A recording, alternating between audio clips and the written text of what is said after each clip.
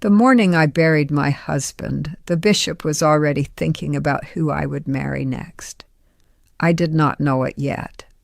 I was standing in my own kitchen, 43 years old, my hands still smelling of the soil we had lowered him into, and 3 women from the church were washing my dishes as if the plates themselves were grieving. And through the window I saw them, 3 men in black hats standing by the fence, not speaking, just looking toward the house, toward me. And something in the way they stood, patient, certain, the way you stand when you are waiting for something that already belongs to you, told me that my morning was not mine. It had a schedule, and I was already behind it.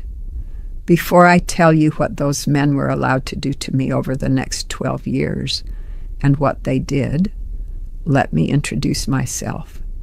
My name is Anna. I grew up and grew old in an Old Order Amish settlement in Holmes County, Ohio, and I lived under the Ordnung for 61 years before I walked out with a suitcase and my mother's Bible and nothing else. This is Hannah the Amish Girl, the channel where women like me finally say the things we were never permitted to say aloud. If you want to understand what Amish life is truly like, not the postcard, not the tourist buggy ride, but the truth from someone who lived every day of it, subscribe and tap the like button. And tell me in the comments, what do you think a widow owes her community? I want to hear what you believe before I tell you what they believed. Let me explain something the outside world does not understand, because without it, nothing I tell you tonight will make sense.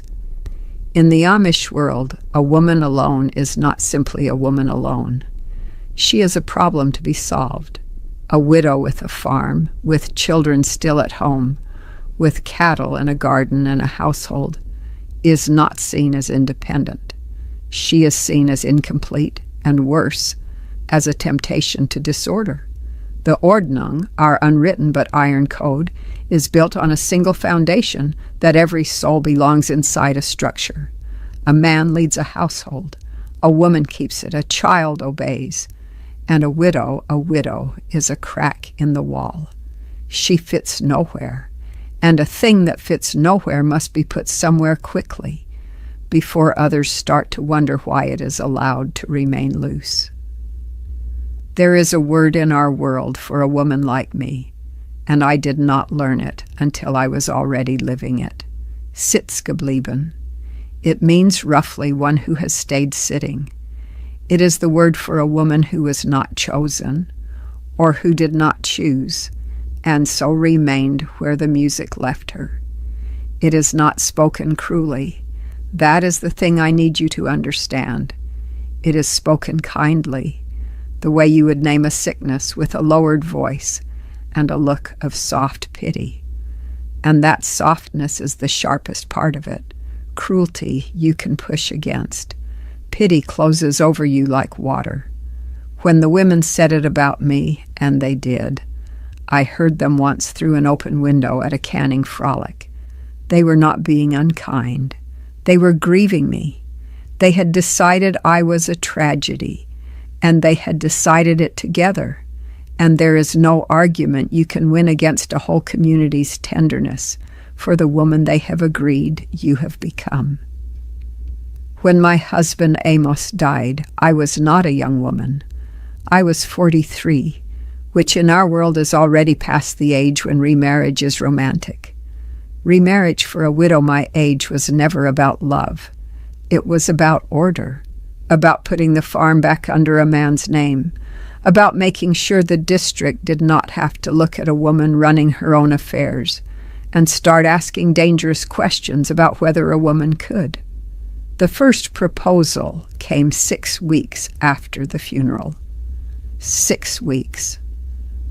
I was still finding his handwriting on feed sacks in the barn. A widower named Eli, 20 years older than me, whose own wife had been in the ground less than a year. The bishop brought him to my door on a Sunday afternoon like a man delivering a horse. Eli sat in my front room, hat on his knee, and told me that his children needed a mother, and my farm needed a man, and that God had clearly arranged both needs to answer each other. He did not ask me a question. He informed me of a conclusion. I said no. I want you to understand what those 2 letters cost, because in my world, a woman did not simply decline.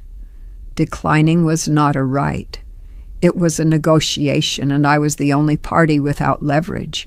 I said no, and I watched the bishop's face change. Not angry, worse than angry. Disappointed the way you are disappointed in a child who has not yet learned that the stove is hot. He would let me touch the stove, his face said. He would let me learn. Here is what people outside my community will not believe, and I need you to hear it slowly. When a widow refused to remarry in my district, there was no law that punished her. There was no rule written anywhere that said what would happen. That is the whole trick of it. The Ordnung does not need to be written to be enforced. What the elders were allowed to do to me was never a punishment on paper. It was a slow, patient tightening of everything that made my life livable, and every turn of the screw could be explained as concern, as love, as the community simply caring for a soul in danger. Let me tell you what caring looked like. First, they came for the money, though they never called it that. My farm needed repairs no woman could do alone, they said, and so the men of the district would come and do them, and I would be grateful, and I was, at first. But the men who came reported back how much grain was in my bin, how my fences were holding, what my late husband's tools were worth. My private household became a public account, read aloud, I later learned. At meetings I was not invited to. I did not own my farm. I administered it on behalf of a community that had decided quietly that it was holding my property in trust until I came to my senses and handed it to a husband. Then they came for my children. I had 4 still at home when Amos died. The bishop began to suggest, gently, always gently, that a household without a father was a spiritually unsafe place for children, that my sons needed a man's discipline, that my daughters needed to see a proper marriage modeled, or how would they ever build their own? Within 2 years, my 2 oldest boys were spending more time on other men's farms than on mine, placed there for their own good, and I understood the message underneath the arrangement. Your family is not whole. We can make it wholer. All you have to do is say yes. I said no again and again, and the no's began to cost more each time. I want to tell you about the winter of the 4th year because it was the year I understood exactly how the tightening worked. My barn roof came down under the snow, a beam that Amos would have known was weak, that I did not know, because the knowing had died with him, and no one had thought a woman needed to inherit it. And so I did what any household does. I sent word that I needed a barn raising. In my world, this is the great mercy of Amish life. The thing the tourists photograph, dozens of men arriving at dawn to rebuild what one family lost, asking nothing. And they came. They did come. But before they came, the bishop came first, and he sat in my front room. And he said that the district was glad to raise my barn. Of course they were. We are one body. But he wondered, gently, always gently, whether it was wise to keep pouring the community's strength into a farm that had no man to carry it forward, whether it might not be kinder to everyone, and to me most of all, if the farm passed to a household that could hold it. He did not say, give up your land. He said, let us love you properly. And the barn went up that spring with 40 men on the beams, and every single nail of it was a question I was expected to answer with my surrender. I did not surrender, but I paid for the barn in a currency they never named, and the currency was this. After that winter, the help came slower. Not refused, never refused, just slower. The man who used to bring my hay by the second week of the month began bringing it by the fourth. The boy sent to help with my heavy plowing arrived later in the season each year, until one spring he did not arrive at all, and no one ever explained why, and I understood that I was not being punished. I was being taught. The lesson was patient, and it was wordless, and it said, "This is how hard your life becomes when you refuse the easy answer we are holding out to you. Say yes, and the hay comes early. That is not a fist. There is no fist anywhere in it. That is what makes it the thing it is." There were 11 Sundays over those years that I will carry to my grave. 11 specific Sundays where the counting happened, where the pressure was not a suggestion but a ceremony. And I have to be honest with you now, before I go on. What happened over the next 11 Sundays, I cannot carry it in 20 minutes. There are things this recording cannot hold. The names, the counting, the drawer, the dress I kept for 27 years. 3 years ago, I wrote it all down. The book is called The Sundays. The link is in the description and in the pinned comment. But I will give you what I can hold here. My friend Katie was widowed 3 years before me, and Katie said yes. Katie remarried within the year to a man the district chose, and I watched what saying yes did to her. She grew quiet in a way that was different from peace. At the quilting frolics, she stitched with her head down and did not laugh any more, and once, only once in the pantry while we fetched more thread, she took my wrist and said 4 words to me. "Do not do it." That was all. Do not do it. And then an older woman came in for more batting, and Katie let go of my wrist and picked up her thimble and became again the quiet, obedient wife the community had built out of the woman she used to be. I never forgot the grip of her hand. It was the grip of someone reaching up out of water. So I did not do it. And here is what refusing looked like, year after year. It looked like the shunning that was not officially a shunning. No one declared me under the ban. That would have required a reason, a formal charge, a vote. Instead, I was simply left out. My name stopped appearing on the lists for hosting church. The younger women stopped asking me to teach them to can and to quilt, because their mothers had told them, without ever quite saying it, that Anna was a cautionary tale and not a teacher. At weddings, I was seated at the far tables. When I spoke in a group, there would be a small silence afterward, and then the conversation would continue as if I had not spoken at all. Do you know what it is to become a ghost while you are still alive? To watch a whole community learn to look through you?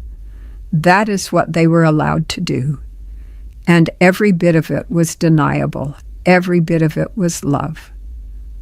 I want you to meet one more woman, because her story is the one that almost broke me, and I think it is the one you most need to hear. Her name was Maddie, and she was old when I was young, a widow who had refused, the only one I had ever known before. I became one myself. When I was a girl, the grown-ups spoke of Maddie the way you speak of a warning. She lived at the edge of the district in a small house, and she came to church, and no one was ever cruel to her, and she was the loneliest human being I have ever seen with my own eyes. As a child, I did not understand it. I thought she had done something. It was only after Amos died, only after the men stood at my fence, that I finally understood Maddie had done nothing at all. accept the same thing I was doing, and that the district had spent 30 years turning her slowly into furniture, present at every gathering, spoken to by no one under 60. And I remember thinking, that is my road. That is the whole length of it, laid out in one small, stooped woman at the far table. And I have to tell you honestly, there were years I was more afraid of becoming Maddie than of anything the bishop could do, because the bishop's pressure at least treated me as a person worth pressing. Maddie's fate was worse. It was to be pressed until you were no longer worth the effort, and then simply left. I have to tell you about the bishop's visits because they were the heaviest turning of the screw. Twice a year, sometimes more, he would come and sit in my front room, the same room where Eli had once offered himself like a horse, and he would open the scriptures and read to me about the woman who submits, about the household of God, about pride, about Hashmut, the pride that is the root of all our sins. And he would look at me over the pages and say, Anna, is it not pride that keeps you alone?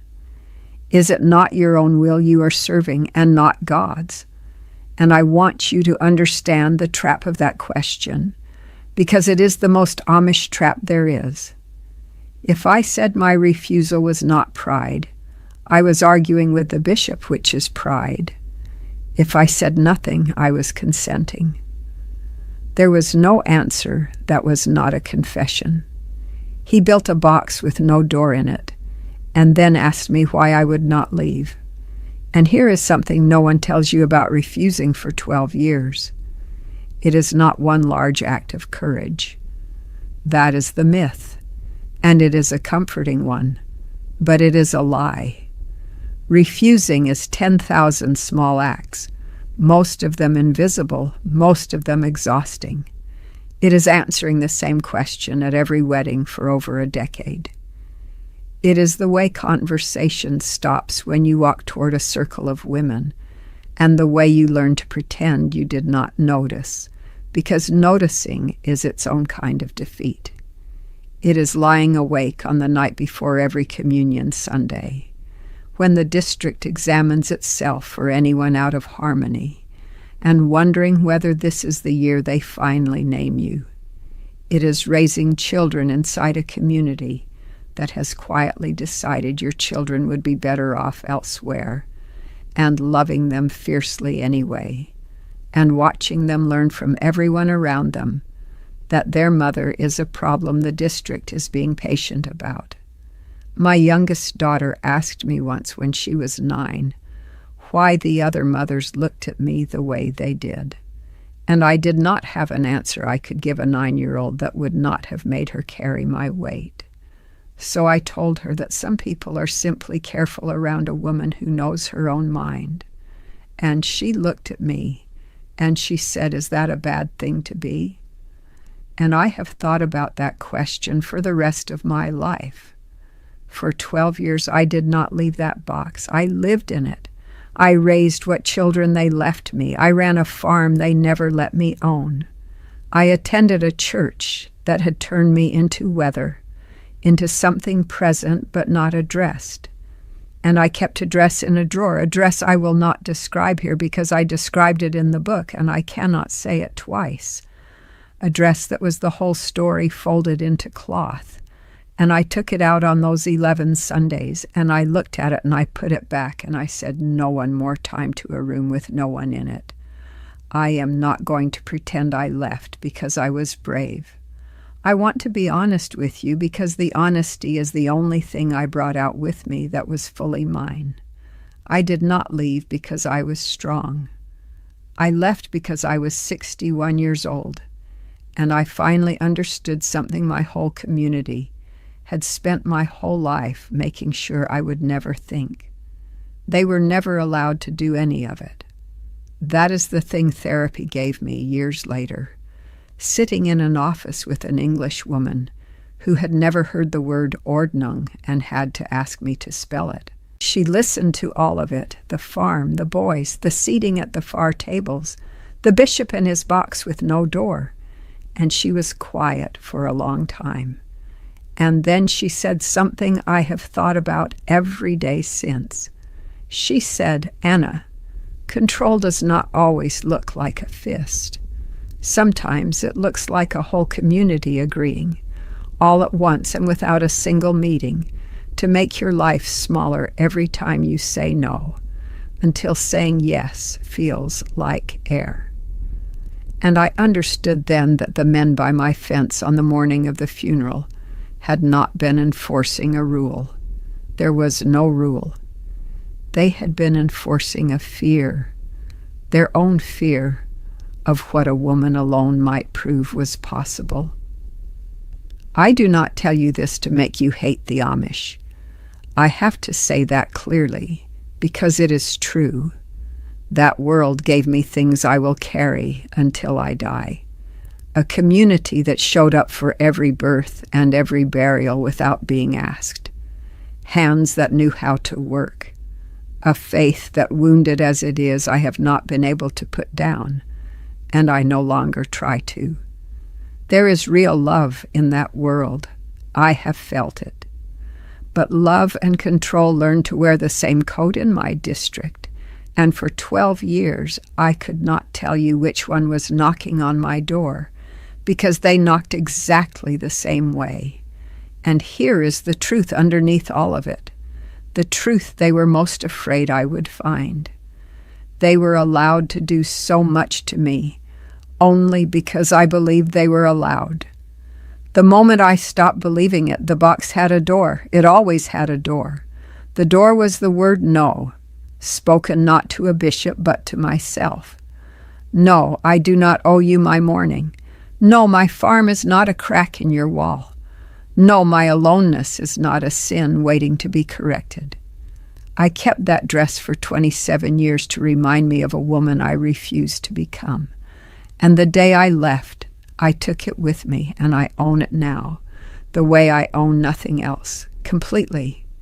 If you have ever lived in a place where your grief came with a deadline, I see you. If you have ever been made into weather, present but never addressed, spoken through instead of spoken to, I see you. If anyone ever taught you that your survival alone was an act of pride, hear me now. It was never pride. It was the bravest ordinary thing a person can do. You did not owe them your yes. You never did. The Sundays, what 20 minutes cannot hold. The link is in the description and the pinned comment. The morning is yours if you decide it is. If this reached something in you, tell me in the comments what part stayed with you. And if you want to keep hearing the truth from behind the prayer cap, subscribe to Hannah the Amish Girl. There is so much I have not yet said. Until next time, choose your freedoms wisely. They might just save your life.